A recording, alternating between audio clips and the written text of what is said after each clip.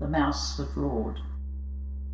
On the 2nd of December 1999, a fax from an employee in the Department of Natural Resources and Environment told us that the international company Duke Energy Corporation were planning to blast their way through Boggy Creek in the heart of our town to make a passage for a gas pipeline.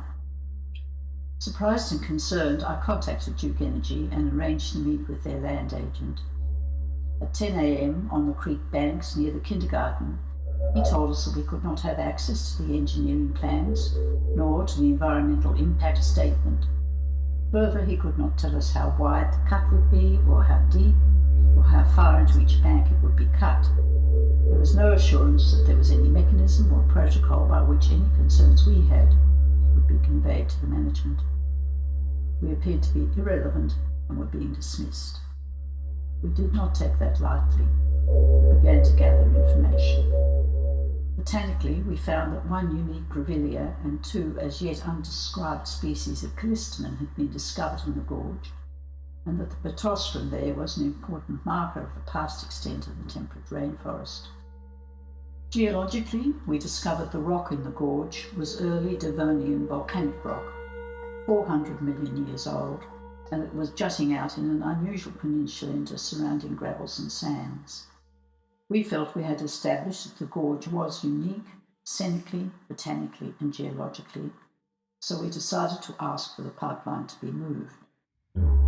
I was referred to the Environmental Defenders Office, a voluntary organisation of lawyers who will work for nothing if they believe the cause is worthwhile, who told us that to set up a legal challenge, we needed information in the Environment Impact Statement and the Draft Inquiry Report number E15, both of which were a massive 10 volumes long.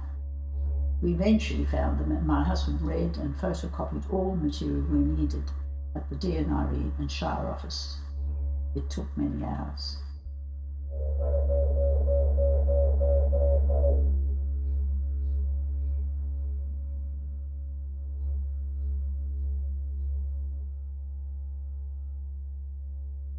On December the 16th, Lydia Thorpe, a Gunai-Kurnai woman on the committee, told me she too had been busy. She'd been to the Aboriginal Lands Rights Council, the National Heritage Council, and had consulted our local Member of Parliament. As a result of her consultations, we became aware that we might end up in the Supreme Court, no small undertaking. However, nothing daunted, we contacted Duke Energy with all the research we had collected and asked them to stop work until they met with us and planned an alternative route for their pipeline. In retrospect, we were in reality a mouse that roared.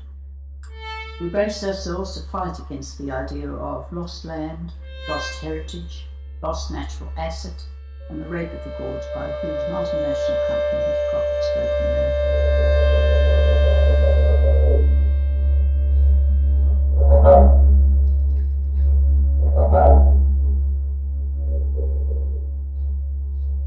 We organised a community meeting 2 days before Christmas, which 25 people from a population of 200 attended, and we subsequently took up a petition which was signed by 111 people, 58 of whom were also locals. We felt supported. The petition was tabled in both state and federal parliaments, and we made national news. On the 13th of January 2007, representatives from Duke Energy flew down from Wollongong by helicopters. There were about 20 people from now there. It was a hot day. Amongst other things, I said, "This is a gorge that has taken 400 million years to form. There is no way that mankind can replace it. It is a special, unique, and powerful piece of elemental sculpture, moulded by the forces that formed the earth itself. This is not a Disneyland construction set that can be remodelled by the backroom boys." Phrases like ensuring a smooth transition to the undisturbed bed are trite. Then they spoke and simply presented their unchanged plan to blast through the gorge as though we had had no correspondence and no discussion at all. We appeared to have been completely ignored. To my great surprise, however, I received a call the next day in which they offered to move the pipeline 9 metres further south. This was, however, still within the rock and would still need blasting. Lydia, in particular, held out and fought for more. Duke's next meeting was in Melbourne with the Aboriginal community, and Lydia described it as nasty.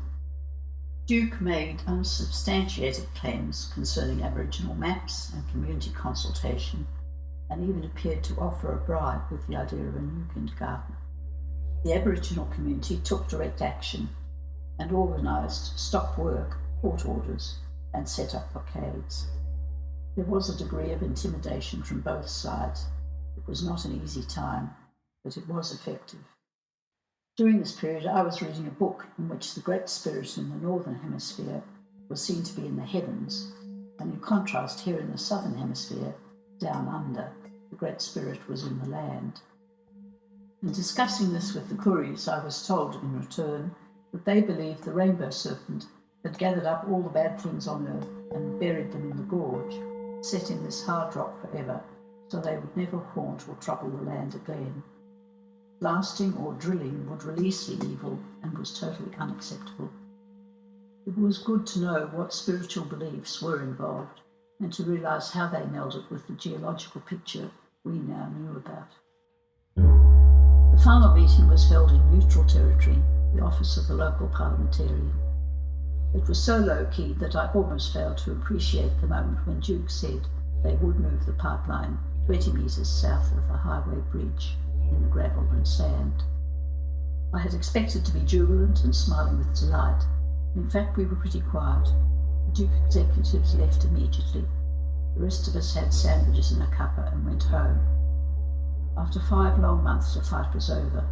We had finally been engaged in a meaningful dialogue, and consultation, negotiation, and reconciliation had won the day.